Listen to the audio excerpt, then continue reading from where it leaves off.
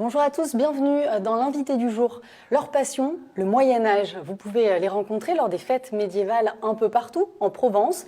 L'association La Guerre des Couronnes, basée à La Penne-sur-Yvonne, réalise des reconstitutions historiques, plus particulièrement de la période s'étalant de 1380 à 1410, en pleine guerre de Cent Ans. Didier Dadeta, bonjour. Bonjour. Vous êtes le président de l'association La Guerre des Couronnes. Alors expliquez-nous comment est venue cette passion finalement de se tourner vers le Moyen-Âge. En fait, tout a commencé lorsque j'étais enfant. En fait, c'était en 1977, j'avais 10 ans. Et mon père me faisait faire une collection qui était à l'époque qui était éditée par FR3 et Larousse, qui s'appelait l'Histoire de France en bande dessinée. Et un jour, mon père me dit, tiens, va prendre ton livre. Et lorsque je ressors, j'ai dit, papa, quand je serai grand, je serai ça. Et mon père me dit, c'est quoi? Et il était question de la chevalerie. Okay. Et ce jour-là, ça a commencé, ça ne m'a plus jamais quitté. Oui, ça vous a plus quitté. On peut du coup vous voir en ce moment lors des différents festivals de la région. Moi, personnellement, je vous ai rencontré lors de l'Ouma Mirabeau. Oui. C'était au Pen Mirabeau. Oui. Alors, qu'est-ce qui se passe? On peut voir déjà des combats, c'est ça que vous organisez en tenue de chevalier? Absolument, on fait des combats, mais ça va un petit peu plus loin que ça. Il y a un volet culturel qui est très important. On reconstitue une partie de la culture de cette époque-là, d'il y a 600 ans. On reconstitue les combats, on reconstitue les armures, les écus.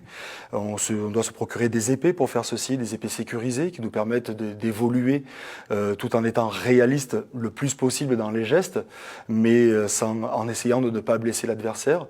Mais on reconstitue aussi l'environnement immédiat de ces gens-là à cette époque-là. Donc on va monter un campement avec le lit pour les seigneurs, de quoi manger avec la nourriture de cette époque-là aussi. D'accord, oui, c'est une vraie immersion, évidemment, dans la vie de cette époque-là. Vous avez un personnage aussi que vous incarnez?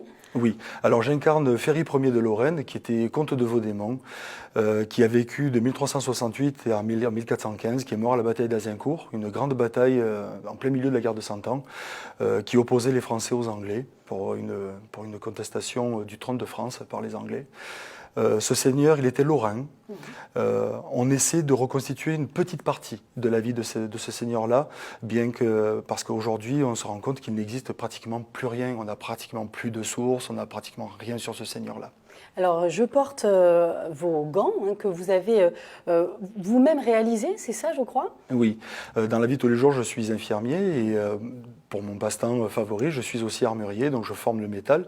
Je le forme à froid, avec des marteaux, des formes, et ça donne une des pièces que vous avez là à la main, qui est un gantelet qu'on appelle hourglass en anglais, qui veut dire en français sablier. Magnifique, et donc là c'est évidemment primordial pour un chevalier d'avoir les mains protégées lors des combats. Oui, effectivement, les épées qu'on utilise à l'époque sont des épées avec une garde en croix qui symbolise la croix du Christ, et les doigts sont particulièrement exposés lors des combats. Donc à cette époque-là, ils portaient des gantelets qui leur permettaient d'encaisser des coups de grande force tout en essayant de ne pas trop les casser.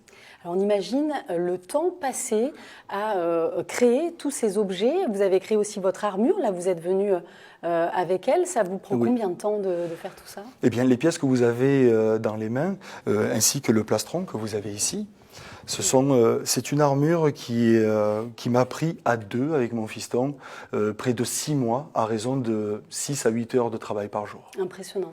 On est dans une temporalité qui est autre, c'est du travail manuel, donc ça prend énormément de temps, beaucoup de patience.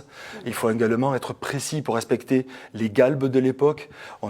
Alors les matériaux de l'époque ne sont pas du tout ceux-ci, puisqu'aujourd'hui on utilise de la tôle noire qui est laminée à froid, alors qu'à l'époque c'était du métal qui était étiré avec des masses. Alors vous vous inspirez de documents historiques, évidemment, que vous allez chercher un petit peu partout et qui vont vous permettre d'être très fidèle dans ce que vous proposez. Oui, effectivement, Camille, le document que vous avez dans la main, c'est un fac-similé de l'armorial Bélanville qui date des années 1390. Et pour être sûr, sur nos écus, de pouvoir retrouver le coup de crayon, la patte de cette époque-là, pour encore une fois, être beaucoup plus dans l'immersion, plus près de l'histoire, eh bien, on s'inspire de documents comme celui-ci. D'accord, oui, c'est vraiment primordial. Qu'est-ce qui vous fascine tant justement dans le fait voilà, de participer aussi à ces rendez-vous qu'on voit de plus en plus en Provence, qui séduisent d'ailleurs de plus en plus Oui. les gens? Alors, ce qui moi me passionne, c'est de faire remonter à la surface un passé qui est définitivement disparu. 600 ans d'histoire, c'est court, mais c'est long également à l'échelle humaine. Et moi, ce qui me passionne, c'est d'exhumer quelque chose qui pourrait être poussiéreux et de faire en sorte que l'histoire aille vers les gens. Moi, ce qui me fait beaucoup de peine, c'est que la plupart du temps, dans les musées, tout ce qui est armurerie, matériel, est enfermé derrière des vitrines. Ce qui me plaît, moi, c'est de faire rencontrer ça aux gens, de leur faire voir qu'une armure, ça a un poids, ça a une odeur. Le fer a une odeur, parce que le fer s'oxyde en permanence, on doit le graisser. Et c'est le mettre sur soi pour faire se rendre compte aux gens de ce que c'est qu'un chevalier vivant. Et évidemment, là, quand on vous voit, on va voir des images après de vous lors des combats, c'est impressionnant. On se rend compte, c'est plusieurs dizaines de kilos une armure sur le corps. Hein. Oui, absolument. Pour les armures les plus légères, les armures de combat font entre 15 kilos et on peut monter jusqu'à 25 kilos pour une armure de piéton. Les armures de cavalier peuvent monter jusqu'à 35 kilos. D'accord, et donc on imagine, il y a une préparation, une façon de se tenir, je crois que vous enseignez aux gens pour essayer de ne pas se faire mal déjà. Oui, effectivement. Alors le port de l'armure, c'est quelque chose de très particulier, ça s'apprend. Le plus difficile, alors parce qu'on est entravé, il y a beaucoup de mouvements qu'on peut faire, mais il y en a beaucoup qu'on ne peut pas faire. Par exemple, mettre un chapeau quand on est en armure, ça peut se révéler être compliqué. Oui. Boire peut être difficile lorsqu'on a un gantelet comme celui que vous portiez tout à l'heure. Une armure, il faut être très droit. Il faut éviter les torsions du torse, les torsions de la tête pour éviter de plier le rachis et que l'on ne se blesse, effectivement. On voit justement là, ces images magnifiques des combats. Donc ça fait partie aussi de votre engagement. Vous retrouvez, c'est des amis. Comment ça se passe justement? Qui participe à ces combats? Alors, la Guerre des Couronnes a été créée en l'an 2000. C'est une association, c'est une formidable aventure humaine.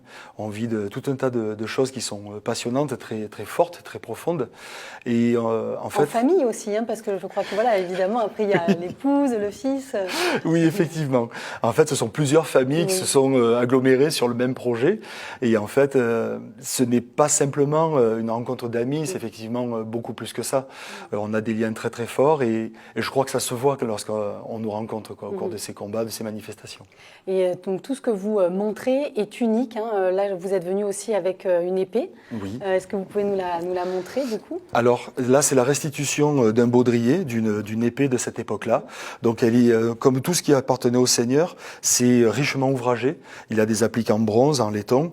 Et puis l'épée elle-même s'inspire beaucoup de ce qui se faisait à l'époque, à savoir que c'est une épée qui fait 1 mètre de long.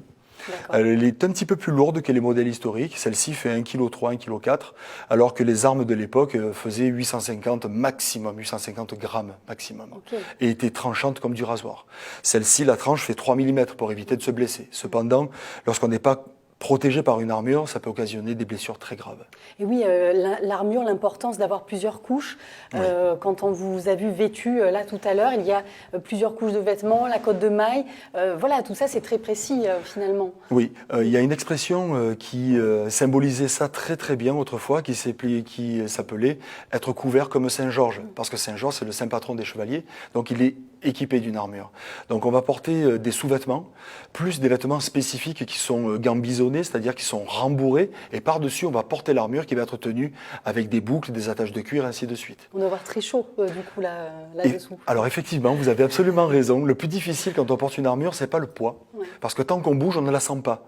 Par contre, il fait extrêmement chaud. En même temps, on transpire beaucoup sous une armure, et en fait, il se passe que lorsqu'on transpire, on élimine des toxines, et ces toxines se collent contre l'armure et vous reviennent dessus. D'accord. Donc ça occasionne des fatigues supplémentaires. Alors là, c'est vous aussi qui avez réalisé, c'est ça, hein, ce bouclier? Oui, tout à fait. Alors ça, c'est un écu. C'est un écu qui est fait pour être beau. Il n'est pas utilisé en combat, celui-ci. Donc il est fait en cuir, repoussé et peint. Magnifique.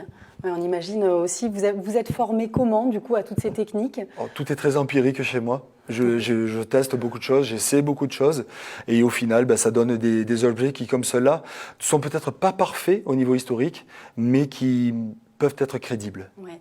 Alors, vous participez à des reconstitutions historiques également, Oui. donc celle de la bataille d'Azincourt, hein, c'est ça. Donc là, vous allez dans différents festivals un peu partout Tout à fait. en France.